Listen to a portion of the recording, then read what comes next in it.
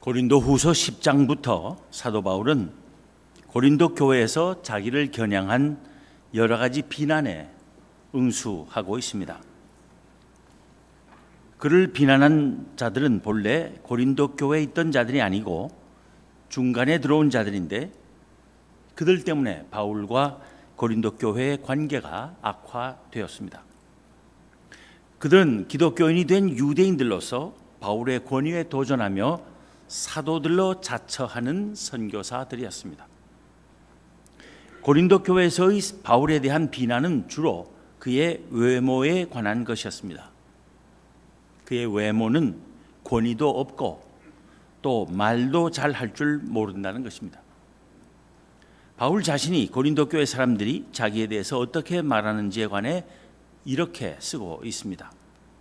그들의 말이 그 편지들은, 즉 바울의 편지들은 무게가 있고 힘이 있으나 그가 몸으로 대할 때는 직접 얼굴을 대하고 보면 그 말입니다. 약하고 그 말도 시원하지 않다. 바울의 대적자들은 특히 고린도 교회 교인들을 충동하여 바울에게 그가 사도임을 증명해 보이라는 요구를 하게 했습니다. 그들이 요구하는 사도로서의 증거는 기적을 행한다거나 하나님으로부터 직접 계시를 받는다거나 하는 그런 것들이었습니다. 바울은 그들을 사악한 자들로 보았으며 고린도 교회에 더 이상의 악 영향을 끼치는 것을 차단해야겠다고 판단한 것입니다. 오늘 본문은 이러한 도전들에 대한 사도 바울의 대응의 첫 부분을 보여주고 있습니다. 그의 대응은 자기 자신의 명성을 지키기 위한 것이기보다 고린도 교회를 어리석은 자들과 거짓 복음으로부터 지키기 위한 것이었습니다. 먼저 1절, 2절을 봅니다. 너희를 대면하면 유순하고 떠나 있으면 너희에 대하여 담대한 나 바울은 이제 그리스도의 온유와 관용으로 친히 너희를 권하고 또한 우리를 육신에 따라 행하는 자로 여기는 자들에 대하여 내가 담대히 대하는 것 같이 너희와 함께 있을 때 나로 하여금 이 담대한 태도로 대하지 않게 하기를 구하노라.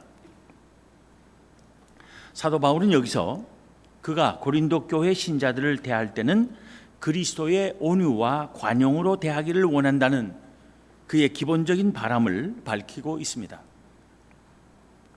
그리고 바울은 자기를 육신에 따라 행하는 자로 여기는 자들에 대하여는, 즉 사도 바울을 비방하고 적대시하는 자들에 대하여는 담대히 대하겠다는, 즉 거리낌 없이 질타하겠다는 단호함을 보입니다.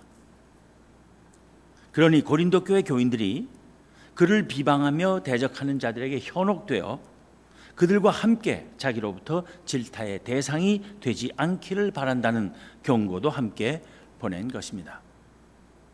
너희와 함께 있을 때 나로 하여금 이 담대한 태도로 너희를 대하지 않게 하기를 구하노라 한 것이 그 말입니다. 우리는 본문 2절에서 이미 사도 바울에게 던져진 비방이 무엇인지를 발견합니다. 그것은 사도 바울이 육신에 따라 행하는 자라는 것입니다. 육신에 따라 행한다는 것은 이 세상의 기준에 의해 산다는 뜻이라 할 수 있습니다. 세상적 동기에서 행동하고 경솔하며 일관성이 없고 그래서 신뢰할 수 없는 자라는 비판과 상관 있는 말일 수 있습니다. 육신에 따라 행한다는 것은 또 그리스도에게 속하지 않았다는 뜻으로도 해석할 수 있는 말입니다. 오늘 본문 바로 다음 절인 7절에서 사도 바울은 쓰기를 너희는 외모만 보는도다. 만일 사람이 자기가 그리스도에게 속한 줄을 믿을진대 자기가 그리스도에게 속한 것 같이 우리도 그러한 줄을 자기 속으로 다시 생각할 것이라 합니다. 다시 말하면 고린도 교회 교인들이 자기들을 스스로를 그리스도께 속한 자로 여긴다면 나도 역시 그리스도께 속한 자로 여겨야 될 것 아니냐 하는 말입니다. 이렇게 사도 바울이 자기가 그리스도께 속했음을 믿어줄 것을 강하게 요구한 것은 그가 육신에 따라 행한다는 비난을 그리스도에게 속하지 않았다는 비난으로 인식하고 있었기 때문이라는 생각을 하게 하는 것입니다. 육신에 따라 행하는 자라는 비난에 대한 사도 바울의 응수는 곧바로 본문 3절부터 5절에서 찾아볼 수 있습니다. 3절에서 그는 먼저 우리가 육신으로 행하나 육신에 따라 싸우지 아니하노니 합니다. 여기서 바울은 일단 자기가 육신으로 행한다는 사실을 인정합니다. 그 말을 받아들입니다. 그러나 그것은 그를 비방하는 자들이 말하는 것과 같은 뜻으로 육신으로 행한다고 인정한 것이 아닙니다. 그것은 잘못된 인간의 기준을 따라 산다는 뜻이 아니라 모든 사람이 예외 없이 갖는 육신적 한계 안에서 인간의 삶을 살고 있다는 뜻에서 한 말입니다. 나도 다른 모든 사람들과 다를 바 없는 똑같은 인간이다, 그런 뜻입니다. 자기 안에 초자연적인 힘을 소유하지 않았다는 뜻으로 한 말입니다. 자기가 질그릇과 같이 연약한 존재임을 말한 것입니다.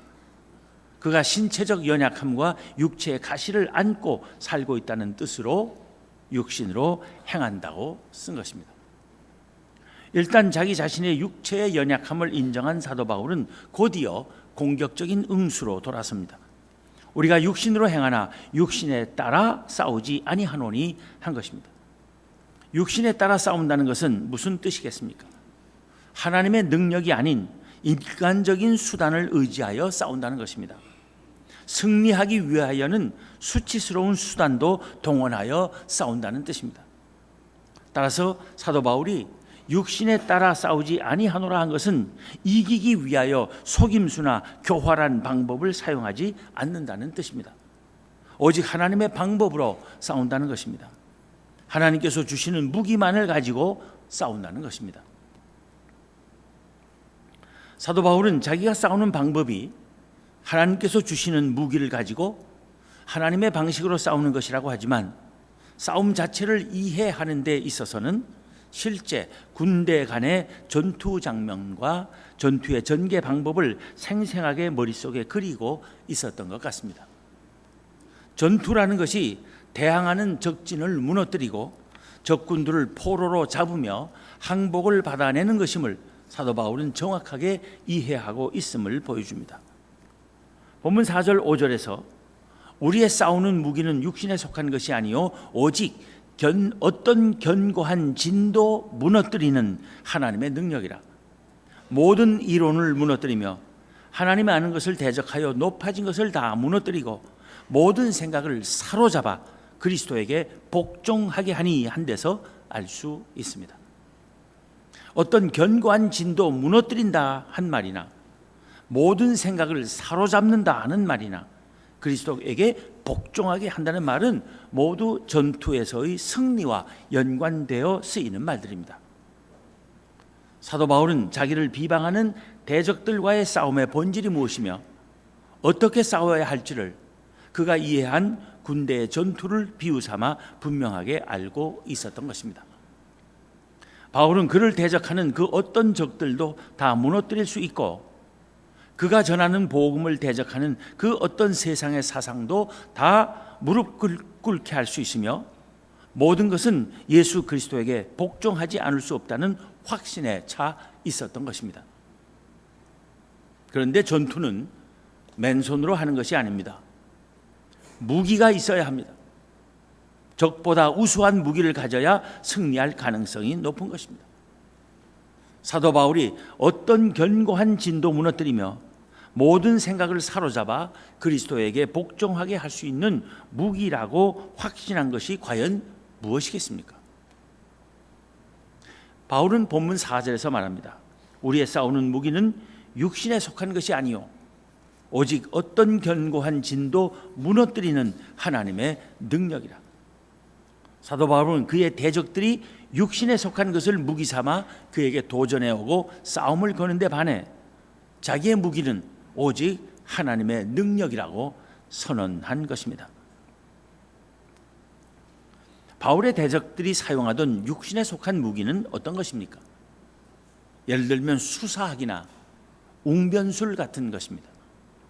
그들은 현란한 화술로 사람들을 현혹시키며 그것을 통해 사람들로부터 돈을 벌곤 했습니다. 그러나 바울은 그런 것들을 의지하려 하지 않았습니다. 그의 말은 늘 자연스럽고 평이하며 직선적이었습니다. 그리고 값 없이 하나님의 복음을 전했던 것입니다. 사도 바울이 우리의 싸우는 무기라고 한 것은 무엇을 가리켜 한 말이겠습니까? 그가 다메섹으로 가는 길에서 만난 예수 그리스도의 은혜였을 것입니다. 예수 그리스도를 통해 자기를 구원하신 하나님의 사랑이었을 것입니다. 자기와 함께 하시고 지키시며 능력 주시는 성령의 역사였을 것입니다. 그가 주를 믿는 믿음 안에서 가진 하나님 나라의 소망이었을 것입니다. 자기를 사도로 세우시고 온 천하에 다니며 전하라고 사명을 주신 하나님의 말씀의 능력이었을 것입니다. 자기가 하는 것이 아니라 하나님께서 친히 역사하시기를 비는 기도의 힘이었을 것입니다. 이런 것들이 그의 개인적인 대적들뿐 아니라 교회와 복음과 하나님 나라의 대적들과 맞서 싸우기 위해 사도 바울이 취한 무기였던 것입니다. 오직 그것들만을 가지고 싸우기로 한 그의 다짐이 바로 우리의 싸우는 무기는 육신에 속한 것이 아니요 오직 하나님의 능력이라 한 것입니다. 사도 바울은 주의 복음을 위한 위대한 전사였습니다. 그는 뛰어난 전사이기도 했지만 그는 또한 무장을 바로 했습니다. 그가 싸울 싸움을 위하여 갖추어야 할 무장이 어떤 것인지를 바로 알았다는 것입니다.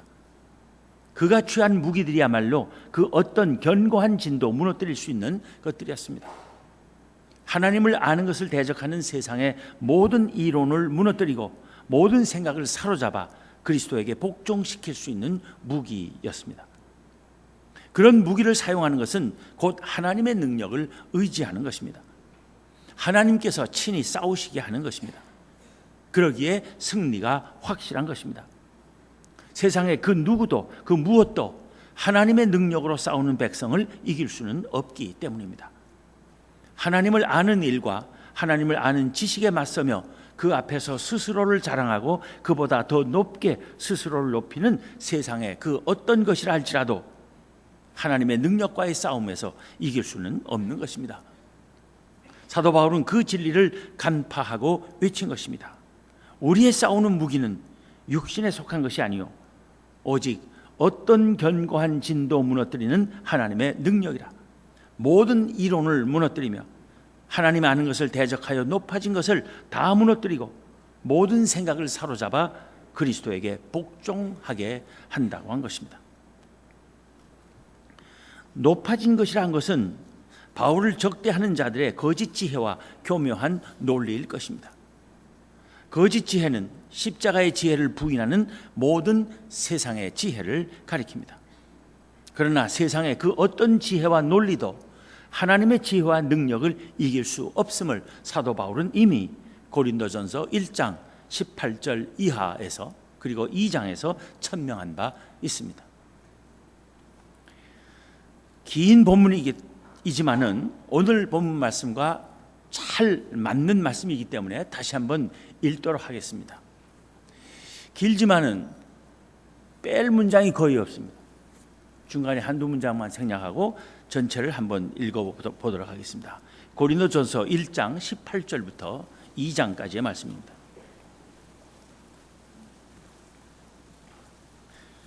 십자가의 도가 멸망하는 자들에게는 미련한 것이요 구원을 받는 우리에게는 하나님의 능력이라. 기록된 바 내가 지혜 있는 자들의 지혜를 멸하고 총명한 자들의 총명을 폐하리라 하였으니 지혜 있는 자가 어디 있느냐? 선비가 어디 있느냐? 이 세대의 변론가가 어디 있느냐? 하나님께서 이 세상의 지혜를 미련하게 하신 것이 아니냐? 하나님의 지혜에 있어서는 이 세상이 자기 지혜로 하나님을 알지 못하므로 하나님께서 전도에 미련한 것으로 믿는 자들을 구원하시기를 기뻐하셨도다. 유대인은 표적을 구하고 헬라인은 지혜를 찾으나 우리는 십자가에 못 박힌 그리스도를 전하니 유대인에게는 거리끼는 것이요 이방인에게는 미련한 것이로되 오직 부르심을 받은 자들에게는 유대인이나 헬라인이나 그리스도는 하나님의 능력이요 하나님의 지혜니라. 하나님의 어리석음이 사람보다 지혜롭고 하나님의 약하심이 사람보다 강하니라.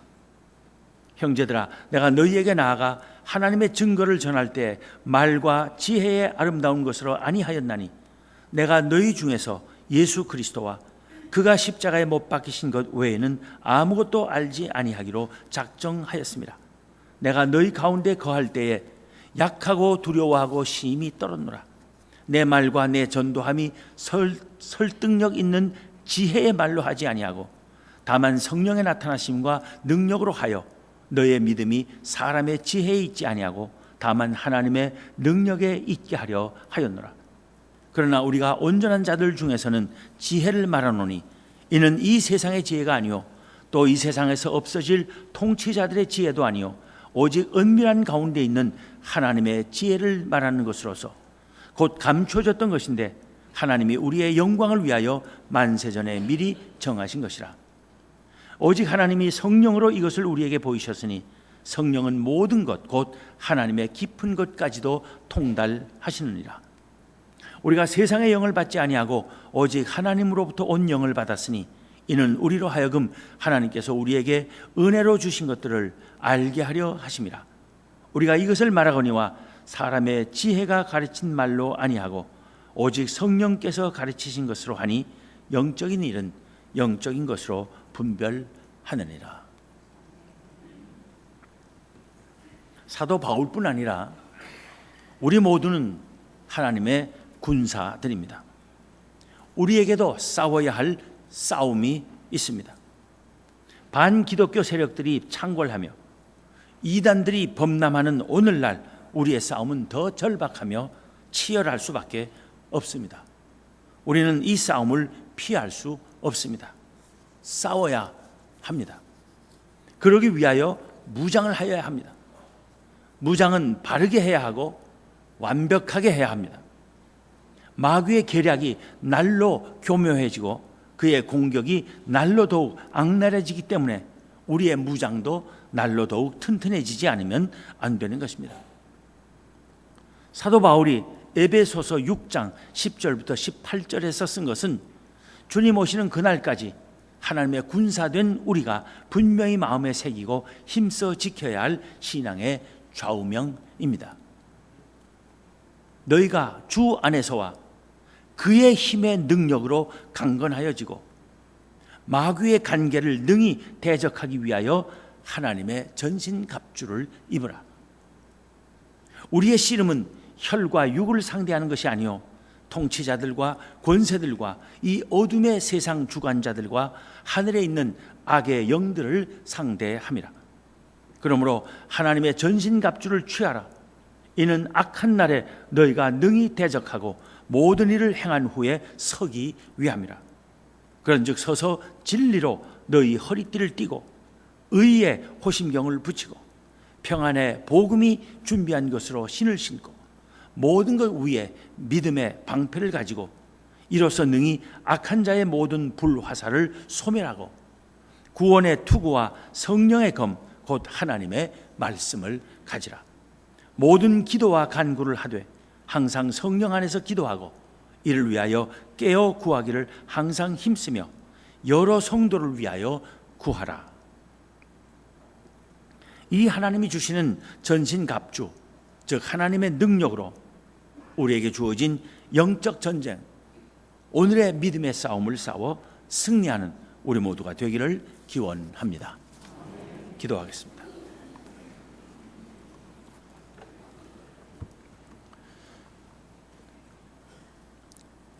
하나님 감사합니다. 저희가 살고 있는 이 세상은 너무나 악하고 험하며 날이 갈수록 더욱 악하고 험해지는데 저희들이 믿음을 바르게 지키며 어떻게 살 수 있을지 당황할 때도 많고 두려울 때도 많은 이때 오늘 말씀을 통하여 용기를 주시니 감사합니다. 하나님, 하나님의 백성들로서 하나님의 자녀들로서 그리스도의 군사된 자들로서 지녀야 될 무장이 무엇이며 그 무장으로 저희가 싸워야 할 저희의 영적 싸움이 무엇인지를 바로 볼 수 있게 하여 주심을 감사합니다.